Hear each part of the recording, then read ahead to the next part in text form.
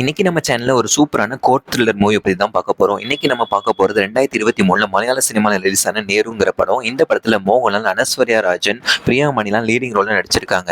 இந்த படத்தோட one line story என்னன்னு பாத்தீங்கன்னா, இந்த படத்துல நம்ம மோகன்லால் ஒரு வழக்கறிஞரா நடிச்சிருக்காரு. அனஸ்வர்யா ராஜன் பார்வையில்லாத பெண்ணா நடிச்சிருக்காங்க. அவங்களோட கதாபாத்திரத்தோட பேரு சாரா. பார்வையில்லாத சாராவை ஒருத்தர் பாலியல் வன்கொடுமையை செஞ்சிடறாரு. அவங்கள நீதிமன்றம் மூலியமா தண்டனை வாங்கி கொடுக்கறதுக்காக சாரா நீதிமன்றத்தை நாடுறாங்க. ஆனா அந்த குற்றவாளியை சட்டத்தில் இருக்கிற லூப்போல பயன்படுத்தி தப்பிக்க வைக்கிறதுக்கு முயற்சி பண்ணிட்டு இருக்காங்க. அதுக்கு எதிராக நம்ம வழக்கறிஞரான மோகன்லால் போராடுற மாதிரி தான் இந்த படத்தோட கதை அமையும். இந்த படத்துல மோகன்லால் பாத்தீங்கன்னா அருமையான நடிப்பை வெளிப்படுத்திருக்காரு. வழக்கமான அதிரடி காட்சி எதுவுமே இல்லாம அமைதியான நடிப்பை ஏற்று ஒரு வழக்கறிஞரா சூப்பரா நடிச்சிருக்காரு. இந்த படத்தை திருஷ்யம் படத்தை இயக்குன ஜித்து ஜோசப் தான் இயக்கியிருக்காரு. இந்த படத்துல வர நீதிமன்ற காட்சிகள்லாம் ஆடியன்ஸ் சீட்டோட நுனியில உட்கார வைக்கிற அளவுக்கு அந்த அளவுக்கு த்ரில்லிங்கா இருக்கும். இந்த படத்துல வயலன்ஸ் சீன் எதுவும் இல்லை. இந்த படத்தை குடும்பத்தோடய ஒரு தடவை பார்க்கலாம். மொத்தத்துல நேரு படம் த்ரில்லிங்கான ஒரு கோர்ட் டிராமாவா ஆடியன்ஸ் ஈர்க்கிற வகையில இருக்கும். நீங்க தமிழ் டப்ல த்ரில்லிங்கான ஒரு கோர்ட் டிராமா மூவி பார்க்கணும்னு நினைச்சீங்கன்னா கண்டிப்பா இந்த படத்தை ஒரு தடவை ட்ரை பண்ணி பார்க்கலாம். இந்த படம் ஜியோ ஹாட்ஸ்டார்ல தமிழ் டப்லயே அவைலபிளா இருக்கு.